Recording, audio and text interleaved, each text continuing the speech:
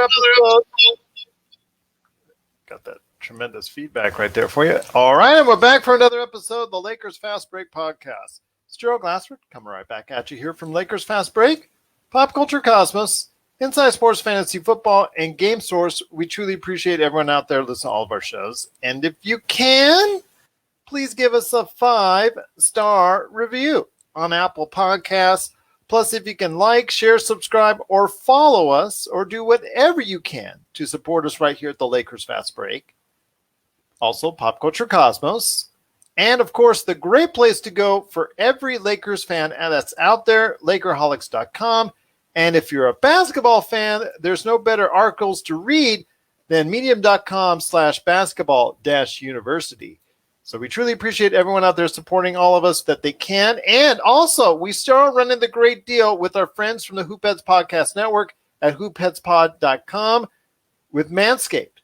I know that always brings LakerTom a chuckle, but if you type in the code, Fast Break, all one word, you can get 20% off anything at manscaped.com, plus free shipping. And if you get their Lawnmower 4.0, it is really well worth it, and it gets it takes care of everything that you need as far as men's grooming is concerned. So there you go, right there for you, 20% off plus free shipping from your friends at the Lakers Fast Break. Well, we're right in the middle of the Western and Eastern Conference Finals. We've already had Trae Young doing a little bit of shimmying right there, showing off. I love that kid's moxie. So we're going to talk about, in fact, I'm throwing this on to our discussion at the back end. We're not going to talk about the front end, but the back end, possibly reevaluating a long thought of trade now, 3 years now in. Is the Luka trade so much of a disadvantage now for Atlanta? I mean, I think of it clearly in a different fashion. So we'll talk about that coming up later in the program. But first, we're going to be talking about Lakers, and then we'll go ahead and on the way out talk about the NBA draft. I also know that we want to talk about Jason Kidd, who may be headed out of town in the not-too-distant future as well. But here with me today are two great guests indeed. First up, to talk the NBA draft, now that the lottery is over and done with, and we now know where the top half of the draft is going. Now, we always knew where the Lakers draft is going, but could that change with a possible trade? We'll discuss that and more. But first up is a good man indeed. You got to catch what he's writing today at medium.com/basketball-university. We have not scared him off yet, and thank goodness for that. It is Spencer Young. And Spencer, great to have you on the program once again. Good to have you back. Yeah, thanks for having me on again. All right. I'm so glad that LakerTom and our little quibbles and quabbles haven't scared you off yet. But give us time. We may just do that, but hopefully not, because you bring so much to the show in a positive fashion. And I noticed Sean Grice isn't here as yet. So there you go. So right, maybe we scared Sean Grice instead. So be that as it may, or maybe since he's in Canada right now and Montreal is celebrating the victory over my beloved Golden Knights, maybe that's the reason why as well. But again, we want to talk about Lakers right now. The Lakers are drafting 22nd. As of now, they're drafting 22nd. You have already seen, hopefully, or most likely out there, whether it's on popculturecosmos.com or Lakerholics.com, my mock draft 1.0, and I think they probably added it to hoopheadspod.com as well on their blog area. So you saw my mock draft I put up just after the lottery. You also heard my conversation, hopefully, as well on the previous episode with my good friend, Mr. Rafael Barlow, and heard his mock draft thoughts already, and also checked out his site, NBADraftJunkies.com. Big shout out to him. But I wanted to go ahead and ask you, my friend, first off, do you think the Lakers will stay at the 22nd spot? They have to keep a first-round pick. But could they trade up in the draft? So it's interesting you say they have to use their pick, because once they draft the player, they could trade that player. So yeah, but they have to hold on to him. You can't just automatically trade the rights, if that's what I'm understanding. Right. I'd say the likelihood that they trade up is pretty low. I think based on, if you look at past teams led by LeBron James, I think typically their first round picks, obviously they're around the late 20s and they don't get much playing time. I think another aspect is the fact that really what do the Lakers have to trade up, right? Because if you're going to trade up, you're going to trade up with more second round picks or even another future first, which the Lakers are low on both of those already. So and given that LeBron James led teams really don't play rookies that often, I think makes the probability of the Lakers drafting up or trading up in the draft pretty low. But they do have some assets still that they could package with that 22nd pick. So, they could do things like maybe a package of Kuzma in the first or THT in the first or something like that. I know there's some teams that are looking possibly to trade down or maybe trade for more, I guess, season-ready players. And that's something that both Orlando, Oklahoma City, and especially Golden State are looking at because both have all those teams have multiple picks in this year's draft. So that could be very interesting to see what those teams do as far as for the NBA draft. But here today also to speculate on things that are going on is a man who's now turning his attention to free agency, the offseason, and the NBA draft. A good man indeed. You got to go ahead and check out what he does for LakerHolics.com. I know him as Tom Wong, but you know him as LakerTom. And LakerTom, great to have you back. It's interesting, and I throw that out there as far as possibly the Lakers do have to make a first-round draft pick. That's something that they are bound by the Stepien rule, but there's not any which way that they have to actually intend on keeping him after a certain point. They can go ahead and trade the rights or trade the individual at a later point in time, can't they? Yeah, actually, they can actually make a deal and just not consummate the deal until draft day and actually make the pick on behalf of another team. And that's what I expect will happen this year.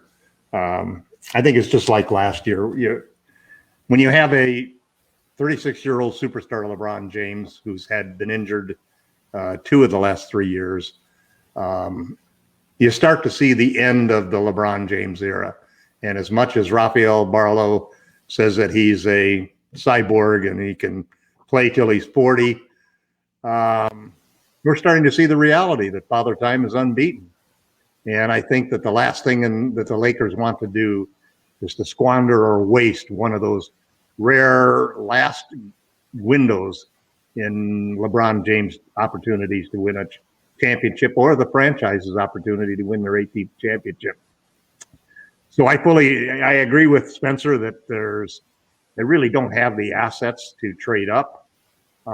Secondly, the focus of this team is not looking to create and to find young stars that will in 2 or 3 or 4 years be like Brandon Ingram and like the players that they've drafted in the past that have developed. This is not what you do when you have LeBron James, and you just don't want to draft players for Anthony Davis because you need to maximize the situation with LeBron right now. So I expect them to make a deal similar to what they did last year when they traded Danny Green and their first-round pick, the rights to make that first-round pick to the Philadelphia 76ers. To the Oklahoma City Thunder for Dennis Schroeder. And I think that we're going to see a similar trade this year. One of the important things to recognize, too, is that the Lakers don't have a whole lot of trade assets. And they don't have any free agency other than the exceptions, which basically, and they've used the BAE, the biannual exception last year, so they can't do that. So they're facing either the taxpayer MLE at around $6 million or the non-taxpayer MLE for $9.5 million. That's the only way that they're going to be able to add free agents other than veteran minimum players. So not only do they not have the assets, but they need players who can help right now. The only possible exception I could see is if they ran into a situation where they didn't find the kind of trade that they wanted to make in the off season and sort of kick the ball down to the trade deadline mid-season and were then to draft a player, let's say, like the guy that you had designated, who's a 25-year-old shooter, Who could help the team right now because he's probably ready to play right now. Chris Duarte out of Oregon. Closer to what the player he's going to be than, let's say, Taylor Horton Tucker is, for example, who's still at 20 years old, and you envision what he could be, but 3 years from now he could be as different as Brandon Ingram has become in the 3 years since we traded for Anthony Davis. So I expect the Lakers to trade that pick. Or like you said, it could be a situation where if you do have the chance or opportunity during the course of the draft and they don't have something set up on the previous occasion, let's say the night before, or the day before, or earlier in the day, that they already have an agreement in place. If they don't have that, you've seen things on the fly with the NBA draft. If somebody likes a certain prospect and he falls to a certain spot, then the Lakers could get the call and something could materialize then, or maybe the Lakers might make a small move to trade up maybe a couple spots and throw a second rounder here that they've got down the road, or what, you could see some more small likely maneuvering. that they'll buy a second rounder because that's also a possibility in this particular as well. draft, and they can spend up to $5 million to buy a draft pick. Good luck with second round picks. Well, it should have worked out, a couple of years ago when they had the chance to get Terrence Mann. Wouldn't that have been nice? Yeah. Yep. So we'll see what happens there. But again, he's been playing very well for the Clippers, and we'll talk about them in a little bit. But LakerTom wanted me to delay tonight's video so he could go ahead and watch the Clippers. And I wanted to watch the Clippers lose, unfortunately. Okay, well, I thought I'd never in my life hear you say the words, "I want to wait to see the Clippers." So, okay, all right, we did. Actually, I wanted to wait to see the Suns is really the way that you should have phrased it. Okay, well, I was watching the Golden Knights anyways, but their season's over as well.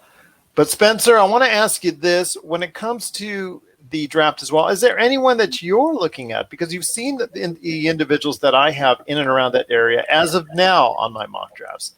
And in and around that area, let me give you people some of the prospects. And tell you some of the prospects out there that are available or could be available at that time. Cameron Thomas from LSU, a nice shooting guard, likes to fill it up. Greg Brown, athletic. There's probably no one more athletic in the entire draft, but he's very raw. Like I mentioned, Chris Duarte, who at 24 years old is a much older prospect than what a lot of people would actually like coming out of college, but he is already ready to go ahead and fill it up. I think a very good shooter from the outside and a very solid defender. Zaire Williams, who had a lot of pre-lottery hype and was looking very much like when he came out of high school, like he was going to be a top 10 pick, but did have a rough season at Stanford. He could be in and around that area. Jared Butler, that might be up to the situation in regards to his health, because he had a pre-draft combine checkup that I guess suggested some possible heart issues. So his status is going to be up in the air.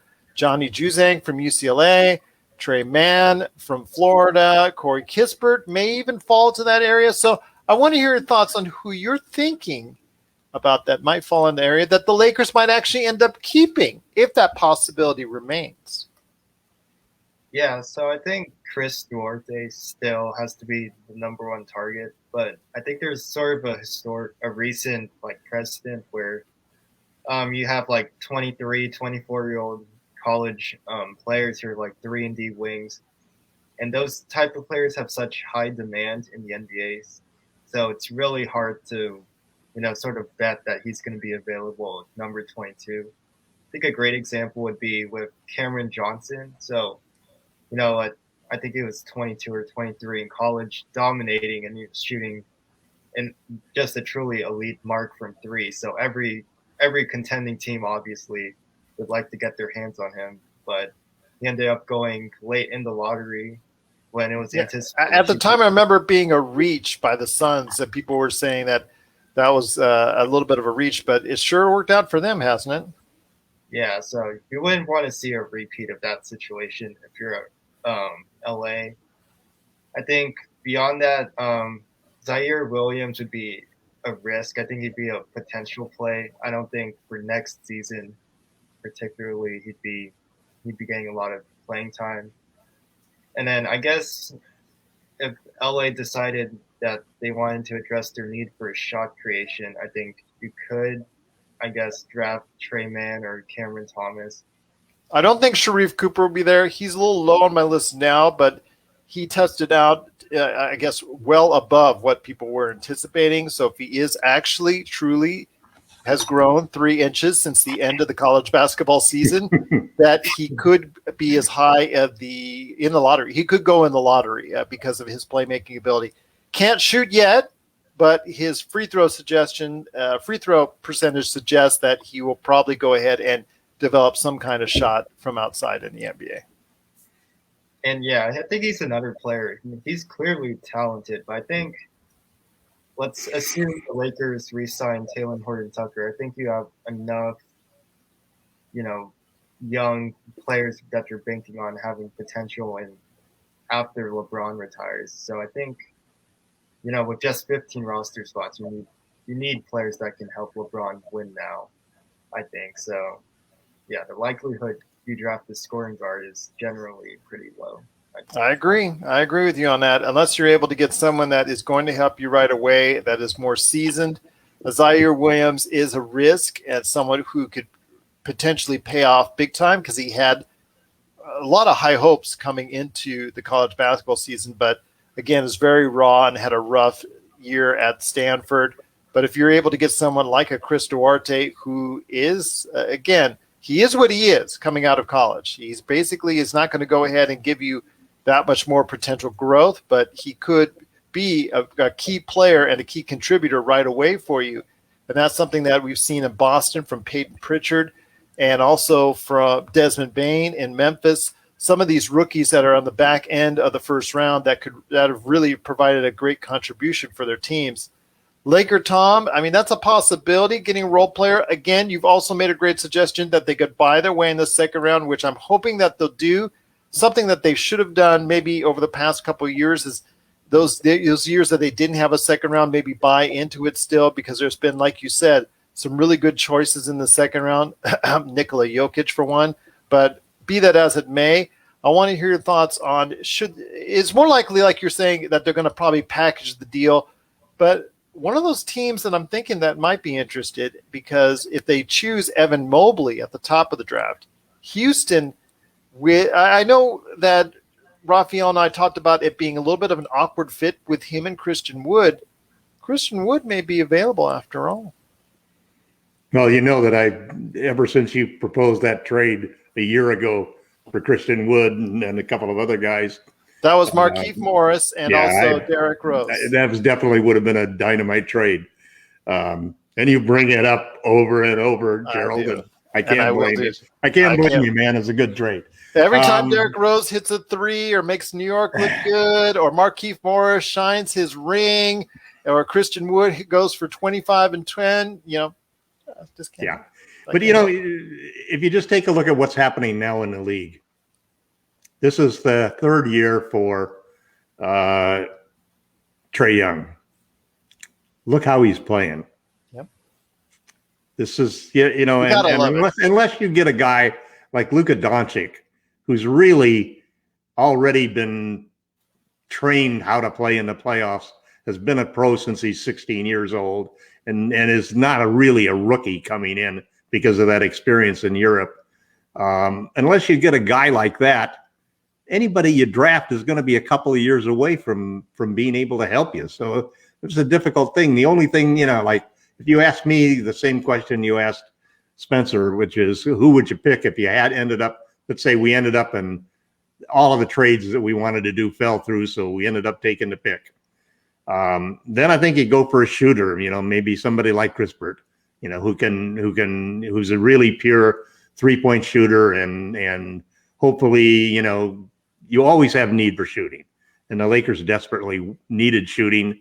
The league has the 3-point shooting this year, once we're out of the bubble, has been dramatically better in the playoffs than previous years.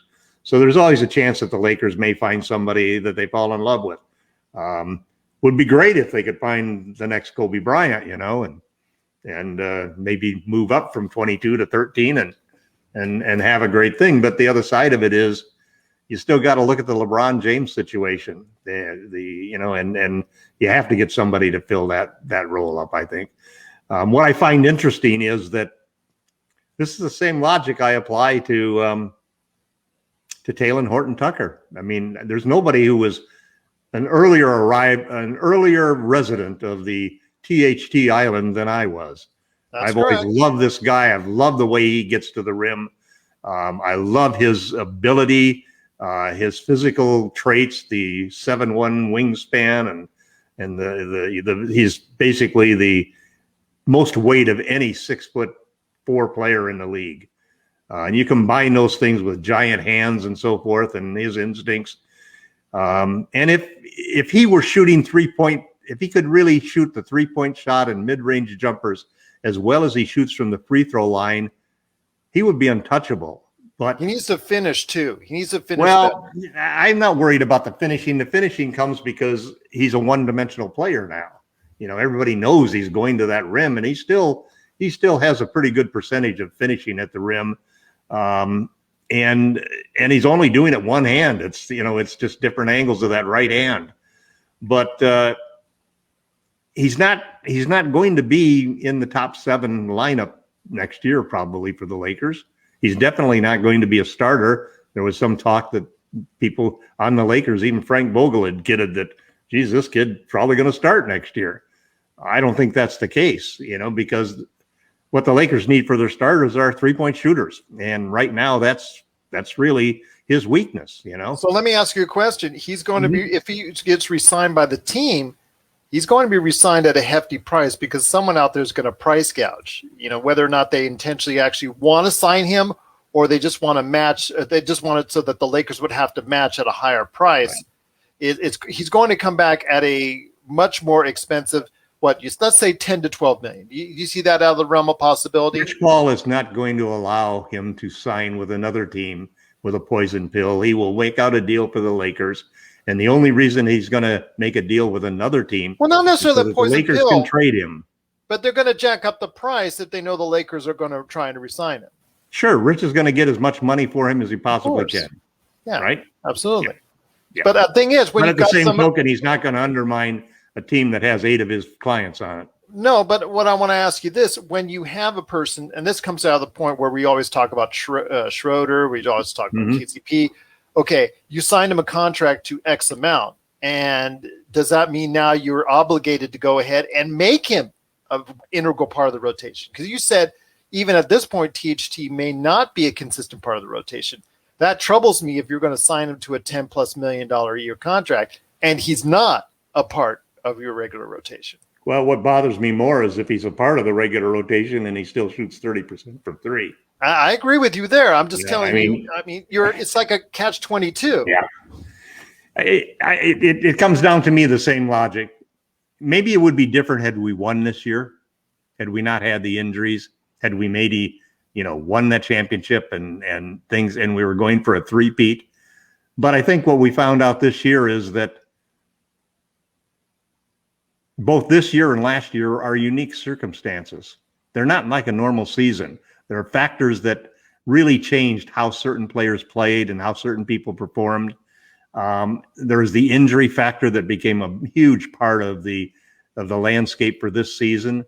And so we're looking at 2 sort of strange seasons. And I think what happened with the Lakers is that, and I'm not taking anything away from the accomplishment that they did in winning a championship in the bubble, because that was very difficult as we saw teams like the Bucks and teams like the Clippers fall by the side, and the Lakers didn't fall into that thing.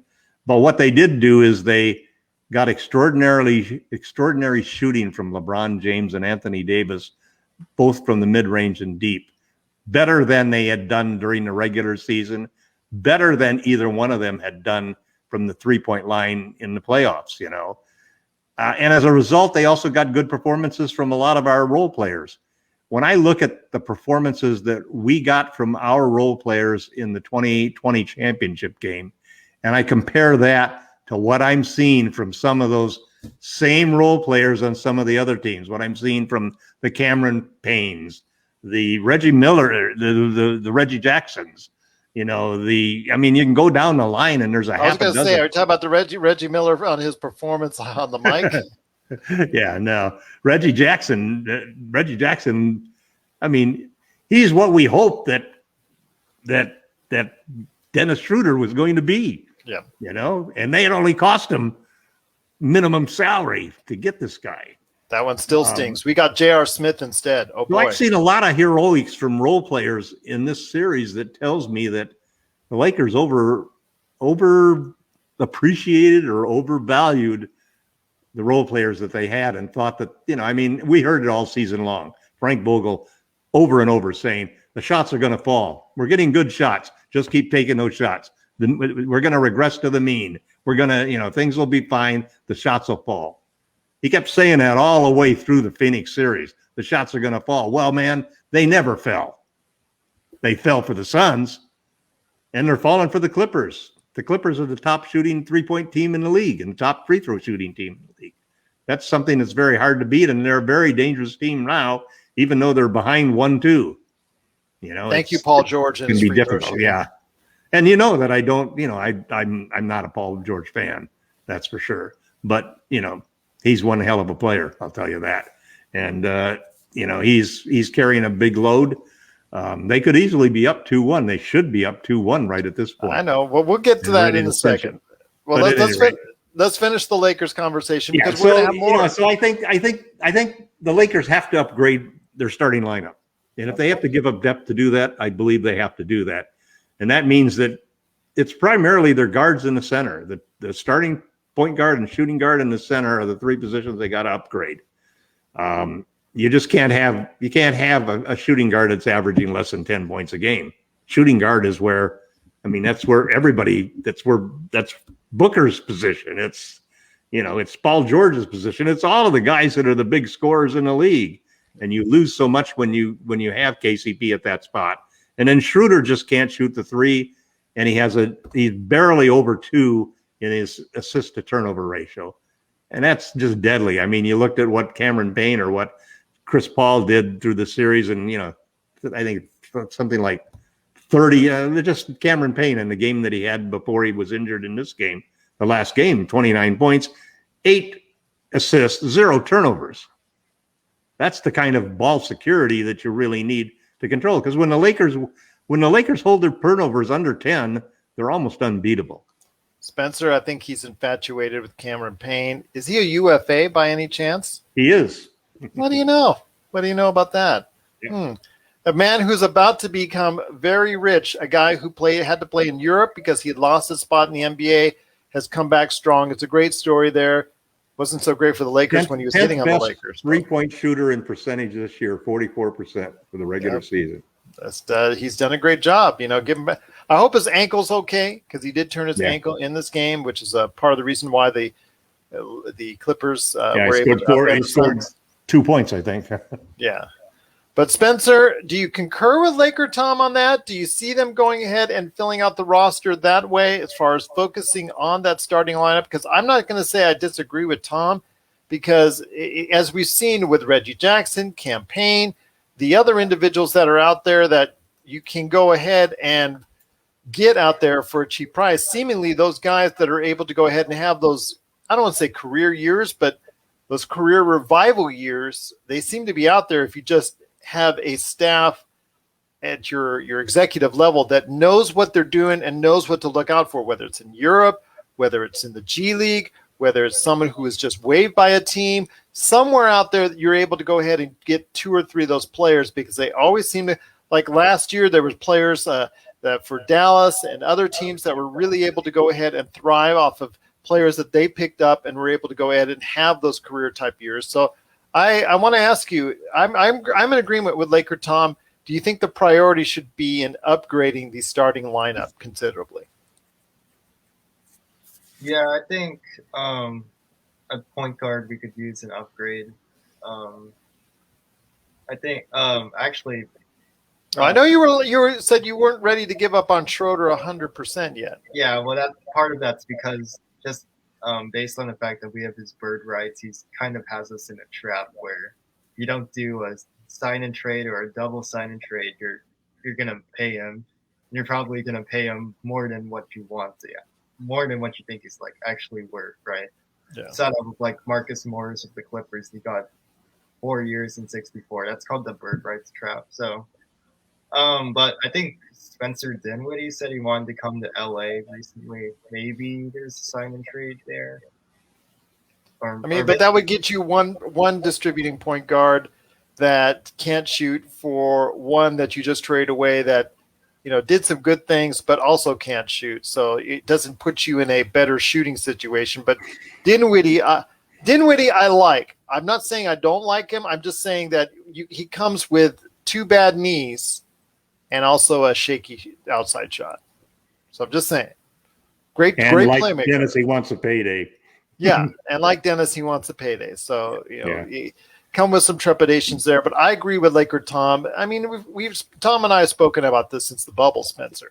I mean, they needed outside shooting, needed consistent outside shooting. I mean, they were able to get by on the bubble because their defense was so outstanding, and they were all healthy at the key positions. I mean, LeBron and AD being healthy is the number one factor why they won last season. But again, this is something 4.5 months off. Wish we could get that before this playoffs. Exactly. A different story. Yeah, a much different story. But Spencer, I mean, if you were to target one position primarily to upgrade substantially, would it be point? Would it be shooting? Or would it be the center position for the starting lineup? Great. I mean, you're obviously upgrading all 3, but I mean, if you had to focus in on one. Okay, so it has to be shooting guard, right? Because centers, if you look around the league, sort of the archetype of centers that most teams have is just like a lob threat and a rim protector, and that's a valuable skill, but it's also a skill you can get at the minimum, right? You can have like a JaVale McGee or a Dwight Howard at the minimum, just start and play like 2 shifts in a game. So I don't think center's really the biggest need. Obviously, you'd want to upgrade point guard, like having a point guard that's a star, like I don't know, Kyle Lowry. That's a dream scenario, and it would really like raise the ceiling of your team. But I think the most realistic and like actionable goal would be to upgrade at shooting guard. So I know KCP, he's pretty consistent on defense. He's more streaky as a shooter. But yeah, I agree with LakerTom. You need more than 9 points per game out of your shooting guard. And I think if you're going to push your assets somewhere, that's probably the most reasonable position. Well, we'll close out the Lakers conversation for now until Monday's show with this. I'm just going to let you ponder this. Okay, I know LakerTom's got to put the last word, but how about this? I say Christian Wood as a possibility.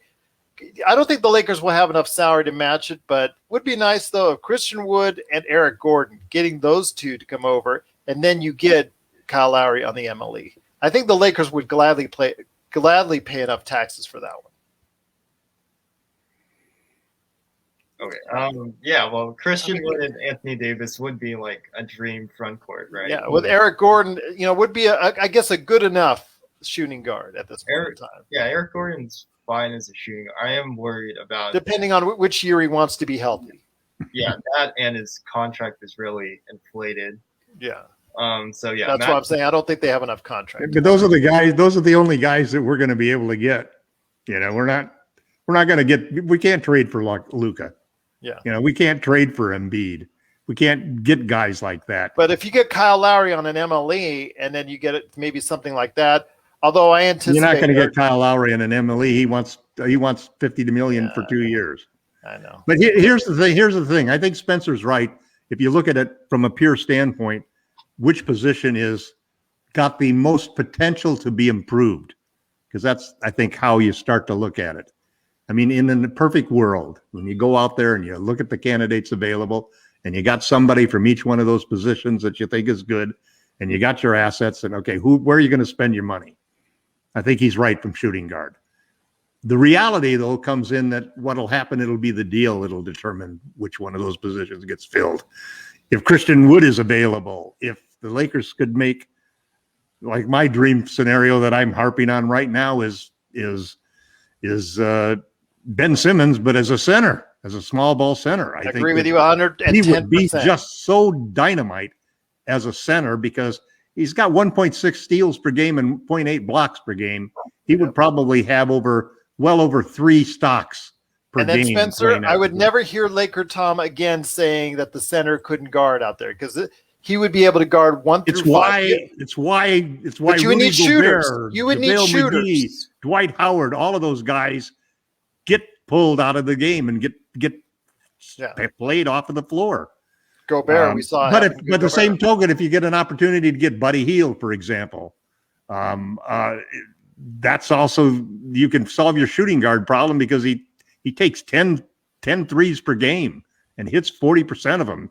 That's really that's what you need. You need a guy out there so that when your players drive in the hoop, they got to leave somebody glued to Buddy Hield or glued to a shooter. Lowry, if Lowry's available, it's point guard that's going to get filled up, because Lowry basically is a perfect fit, because he shoots 8 threes a game and shoots them at 40%, and is a veteran, a proven veteran who distributes 8 assists per game. So it's hopefully getting somebody in one of those 3 positions that could be the third star of the team. I think everybody's starting to understand how important having a third star is, as far as it goes from an insurance standpoint, because otherwise the Nets basically, you saw that they had to lose 2 superstars before they were derailed. Otherwise they'd come through it. And they're going to be tough next year. They're going to be the team to beat next year. You're just going to have, unless you spend the season hoping that they're going to get injured, you better do something to be ready to face them, when it comes in, because they're going to be the team to beat. And then the Clippers too, the Clippers are going to make some moves this summer, and they've got quite a few assets to make those moves, more than the Lakers do, to be honest. They got players on the team, not draft choices. Not draft choices, but they got contracts on the team. Yeah. We've got 2 contracts. The worst thing about the turning down the deal for Kyle Lowry, in my opinion, is I think that we might have survived the Suns had we done that. But the worst thing is now that we don't have contracts to trade, because the guys that we were trading, we could have traded at that point in time, were the Heralds and the Shooters, who had contracts. Now they're basically, we have to find somebody to do a sign and trade, which means you've got to find a team that wants Schroeder but doesn't have cap space, or that wants Harrell and doesn't have cap space. And fortunately, cap space is a little, because of Giannis signing with Milwaukee, a lot of teams have done moves since then that have taken up a lot of that cap space everybody expected this season to have.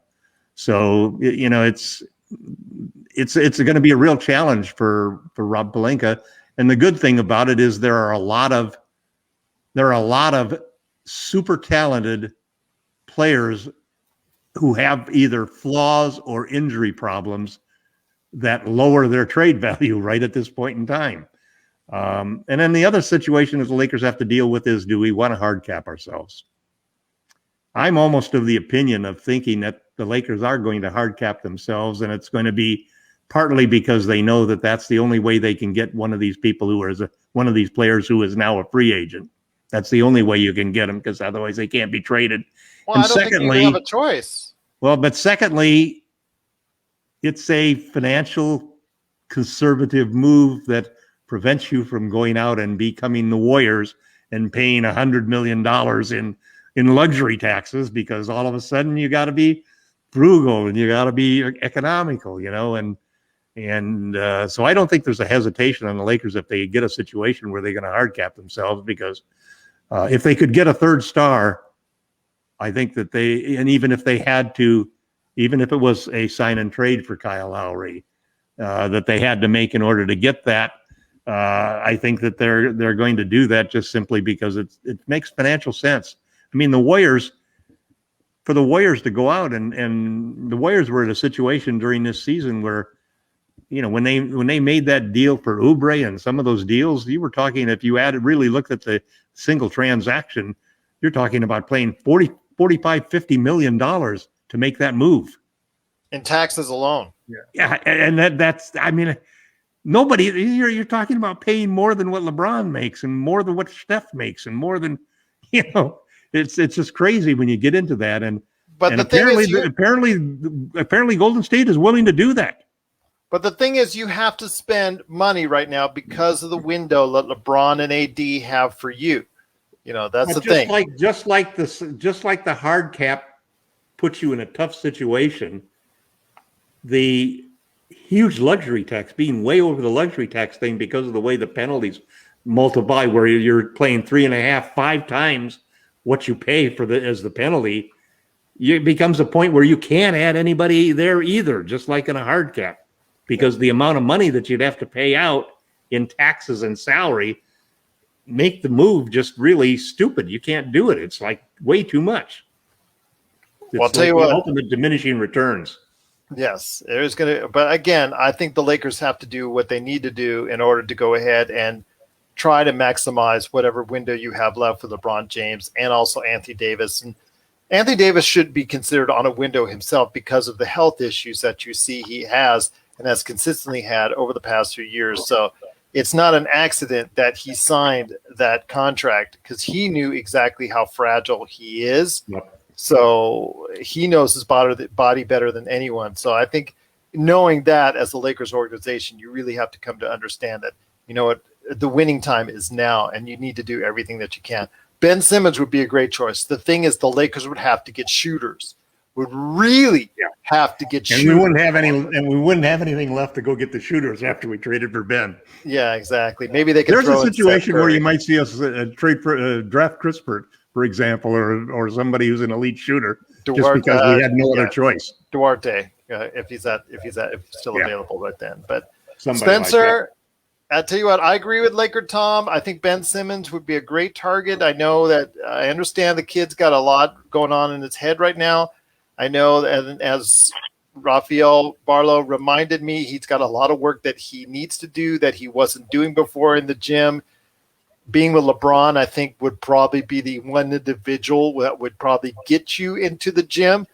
And being third option rather than second option. Yeah, and being a third option too. But to see the tremendous potential he could give the Lakers, that would be a great option. But your thoughts on what LakerTom said before we head over to the NBA playoffs?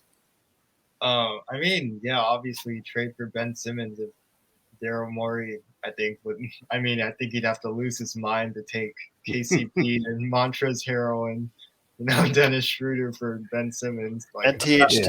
Yeah. At that point, Rich Paul probably has to demand a trade to the Lakers. Point, I'd rather invest in right-handed Ben Simmons shooting threes than take the Lakers role players. But no, I agree. I think the Lakers will be hard capped either because they want to use Schroeder in a sign and trade, and so that's gonna, if you do the double. They only get hard capped on an incoming player. Yeah, double. If you do, they can trade Dennis in a sign and trade, but if they bring somebody in a sign and trade, that's what hard caps them. Yeah, double sign and trade. Yeah.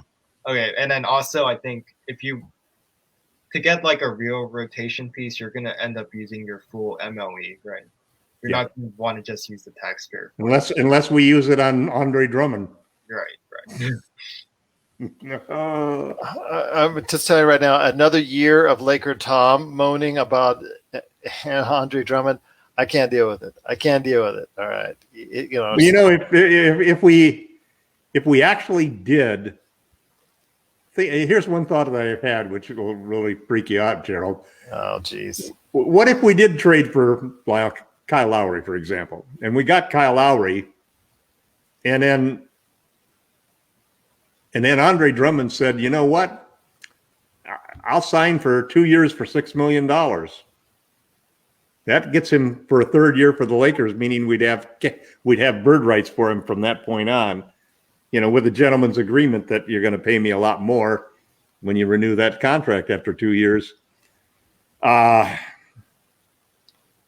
Would I take Andre Drummond over Dwight Howard again?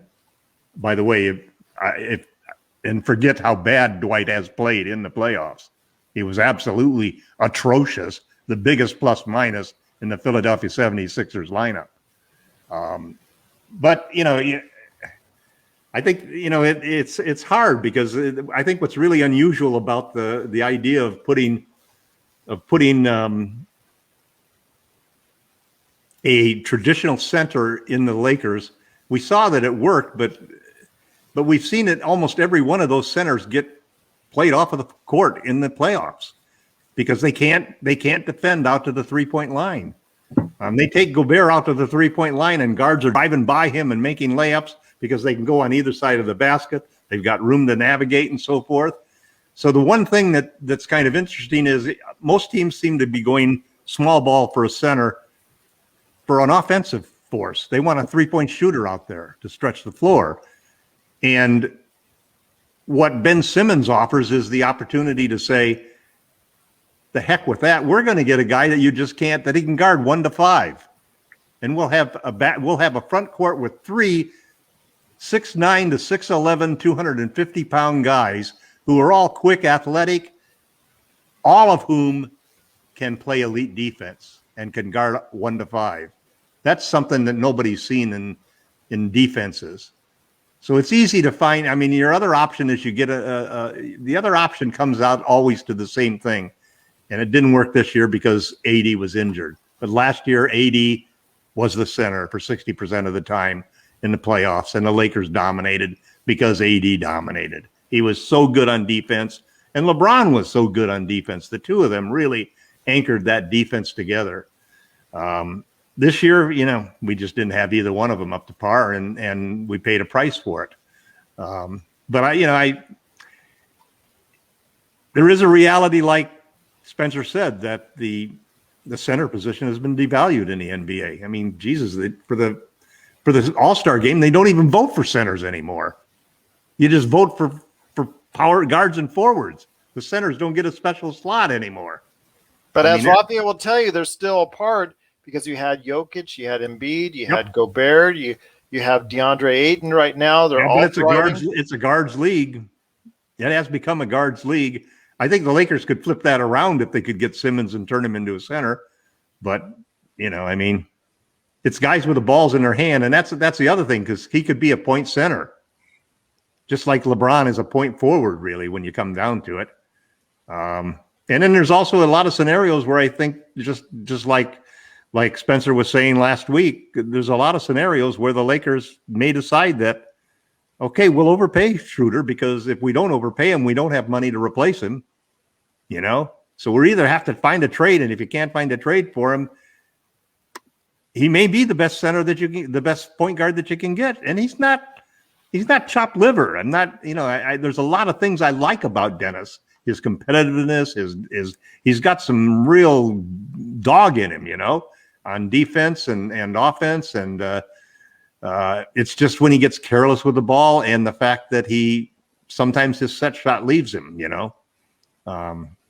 He shot 39% last year, which was in retrospect an outlier, and that's the Lakers bet on that heavily, and he wasn't able to replicate it. But on the other hand, he also shot high 80s in free throws. So free throws are usually a very good predictor of whether or not somebody has the capability to be an outstanding 3-point shooter, which is why I still have a lot of faith that THT will at some point in time, become an excellent 3-point shooter. He's already got that 1-foot step back fadeaway shot that he's got in the rim, which is just like that's the 2-point field goals that really fit perfectly in the analytics story.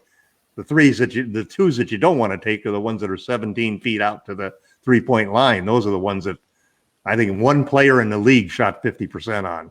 One player in the entire league on those shots was able to shoot over 50%. Nobody else was able to.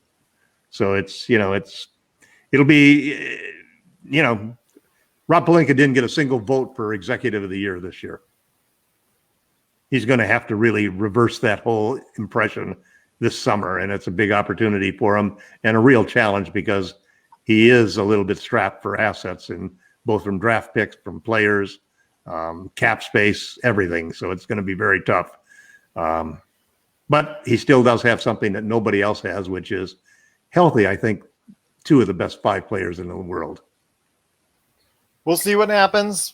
But again, we'll keep you updated on all the Lakers movements right here at the Lakers Fast Break. And we'll talk more of this as far as what the Lakers can do on our Monday episode. But before we head on out, guys, an update on Jason Kidd. who assistant coach for the Lakers may be no longer. Spencer, are you hearing the same rumors that I am that he is interviewing with Mark Cuban, sans a president of basketball operations right now because they don't have one. But it looks like they're going to fill that spot as a head coach, seemingly first, although they're supposed to time it right between a GM and a coach at the same time. But that coach looks like more and more that'll be Jason Kidd. Is that a good move for Dallas? And what does that do for the Lakers going forward? Well, I mean, I think if Rick Carlisle is going to publicly endorse Jason Kidd, I think it's fine for Dallas. He just has to figure out what to do on offense with Porzingis, and then what to do on defense with some limited options. For the Lakers, I think we have a pretty strong coaching staff. I forgot we have Lionel Hollins, correct.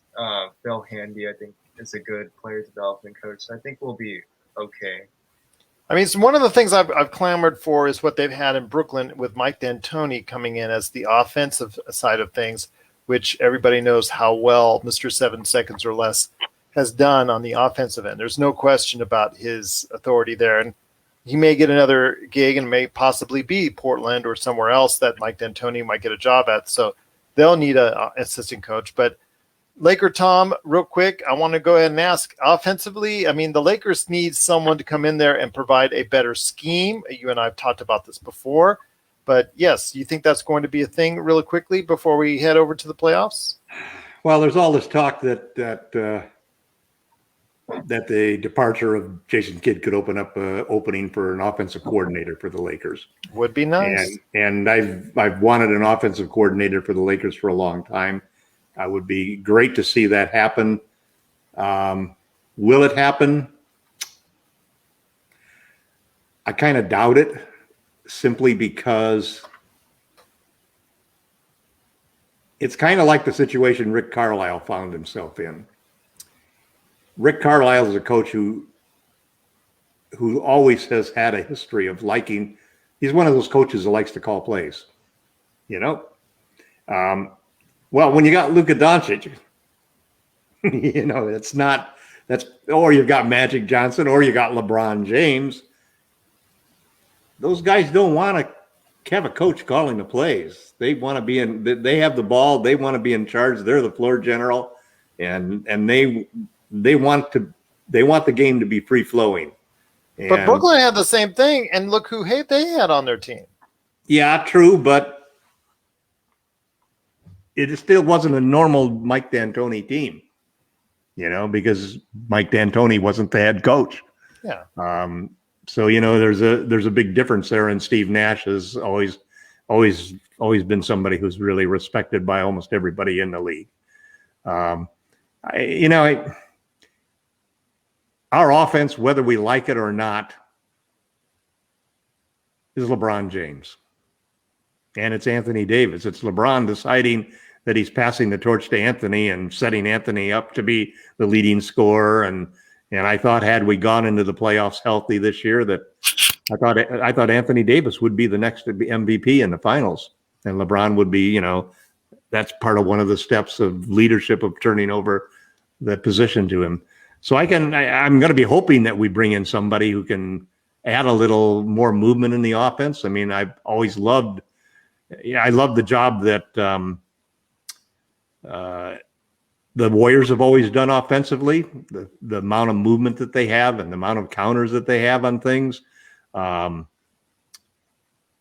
They've had different assistant coaches, Mike Brown, the guy from who was the Suns coach before. They've always had a good sort of associate coach who was very offensive minded, you know. And the Lakers, you know, it seems to make sense to me to have an offensive coordinator and a defensive coordinator. On the other hand, you know, if you can't play defense, Frank Vogel is not going to play you. You know, so that's the other side of it is, you know, we always talk about guys losing their shot when they come to the Lakers. And part of that is that the guys that we bring in that are shooters always have to have a little bit of defensive ability, or else Frank ain't going to play them at all. You know, they're not going to get any minutes, or they're going to get hunted the way that McLemore did every time the opponents come down the court. So it'd be great to see the Lakers, Jason Kidd.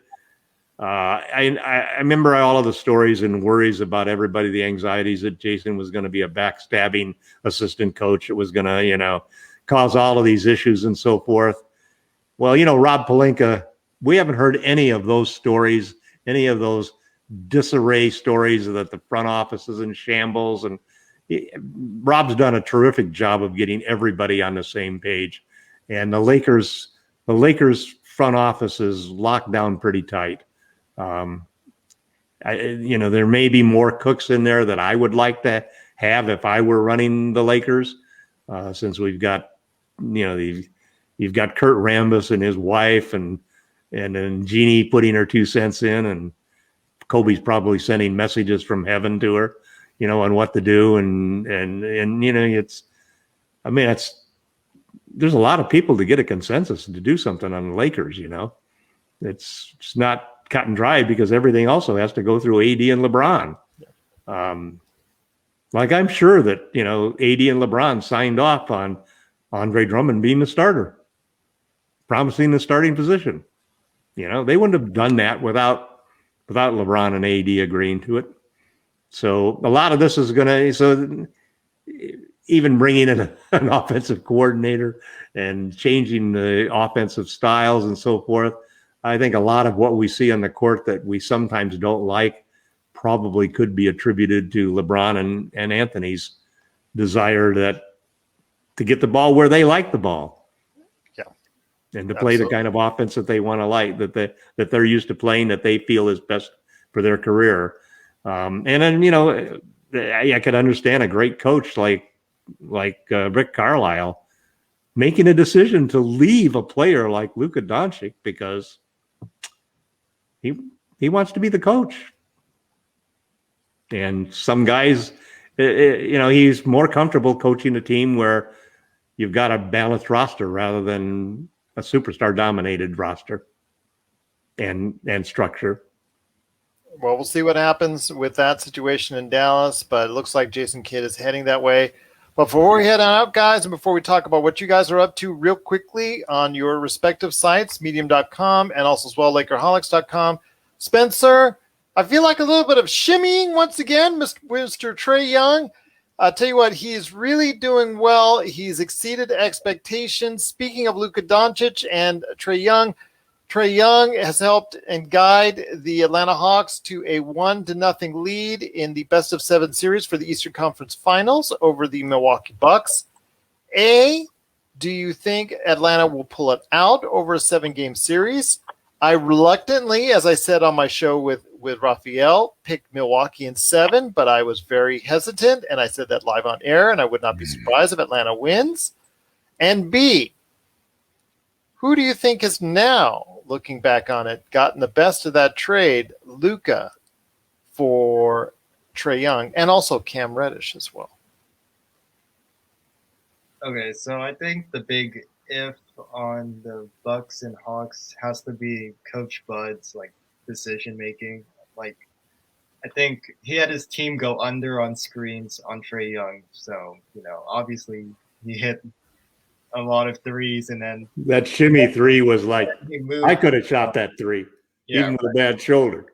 Right, and then he moved Brook Lopez into a deep drop, so then obviously once Trae Young gets past the screen, he has a wide open floater. So I think that was the low point of Coach Bud's coaching for this series.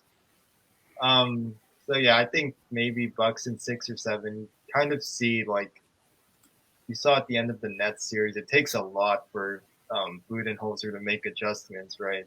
He's pretty stubborn with what he does. And then as far as the trade goes, I still think the Mavs would take it, because I think a decent part of Atlanta's success this year has to be that they just have a really strong team structure around Trae Young, right? If you're gonna have a pick and roll based offense, it makes more sense to have John Collins and Clint Capella than have than paying Kristaps Porzingis $30 million to be a spot up shooter, right? So I think they've allocated their resources in a way where they have spot-up shooters like Kevin Herter and Bogdanovich and Gallinari on cheaper deals, and they're paying a lot to John Collins and Capella, right? Or they will be paying a lot for John Collins. They will. Yeah. They will after this playoffs. Yeah. He'll get his max. And then Dallas, on the other hand, you're paying $30 million to Porzingis, and you're hoping that your undrafted guy and Dorian Finney-Smith and your big man from Europe and Maxi Kleber are gonna be your spot-up shooters, right? So it's an imbalanced system, I think. I'd still do the trade over again if I'm Dallas. I'm trading Trae Young and Cam Reddish. Cam Reddish has been injured for a lot of 2 seasons. Absolutely. I'm still doing the trade. It's Luka freaking Doncic, man. Well, right now it's also Trae freaking Young right there for you. Waiting He's a clutch by. client. He's going to be the Lakers point guard down the road. Oh yeah, everybody you have on the lake going to the Lakers. So yeah, there you go. Why not? I want Luka. Luka would be great pairing with LeBron. But yes, I digress on that. But still, LakerTom, real quickly because it's already time to go. Let me hear your thoughts on would you trade either which one? Because right now Atlanta's flying high, Dallas is in disarray. Once 6 months ago, people would have thought you crazy if you thought Trae was even close to Luka. Now a lot of people are not so sure. I'd still take Luka in a heartbeat, without a doubt. He is going to be at some point the best player in the NBA. Well, there you go. There you go. Indeed. But guys, we also want to go ahead and close out the show to letting everybody know that the Clippers and one of our favorites here on the show, Ivica Zubac, the great performance from him, 15 points, 16 rebounds, 2 blocks, showing that he can be an integral part. I know that he gets played off the courts on some occasions, like a lot of the big guys do, but he can play an integral part of a Clippers winning franchise. And after the pandemic 2 missed free throws that cost them the game on that alley-oop, or the valley-oop as they call it, the Clippers did win 2-1. Spencer, do you see them coming back and taking the series, or do you think it's going to be Phoenix all the way after this? I think Chris Paul and Devin Booker's games today were more of an anomaly than the norm. And 10 for 40. Yeah, right. They shot 10 for 40 for the game. 0 for 9 in the first quarter. I think they need to make the Clippers pay for playing Zubac and drop coverage. I think we saw that in game 1 when Booker scored 40. He had that third quarter stretch where he's just bringing the ball down and scoring mid-range jump shots every time, right? Yeah. You didn't really see that today. And, I mean, the Clippers don't have many adjustments to go. They put Morris Sr. as their backup center, but he's hobbled. I mean, he's playing on one leg. And I don't know what's going on with Kawhi. So that's their last trick is matching Zubac with Aiden's minutes and putting more senior at the 5 when Zubac's out of the game. Well, again, we're rooting for Ivica, not necessarily the Clippers, but we are rooting for Ivica because he should have never been traded. But that's a trade for another day that we keep on bringing up here. But guys, before we head on out, again, it's the Clippers are down, still 2-1, and of course, Atlanta taking a 1-0 lead. We'll keep updating you on the NBA playoffs on our Monday show. The Lakers. What are your predictions for the 2 series, Gerald? Well, I said that it was going to be Milwaukee in 7, and Phoenix for me, it's going to be in 6. I think it maybe even 5. Maybe that's the only game. Your predictions? Bucks in 7. Go Suns in 5. I'll be optimistic. So he's got the only game. I'm at the Bucks in 7 also, same as you guys. I have the Suns in 7. I think both series are going to go 7. Well, we'll wait and see on that, but it's going to be very interesting to see how that plays out. But we'll keep giving you updates right here at the Lakers Fast Break. But guys, before we head on out, I want to hear your thoughts on what you're doing and what you're up to. Spencer, I know you're working on a great medium.com site, Basketball-University. Please let everybody know why they need to check that awesome medium.com site out. Yeah, so we just dropped a feature article on Ben Simmons and his 4 years in the NBA, so go check that out. And we got conference finals predictions up, and we've got some more great pieces coming out soon. So go check out our site.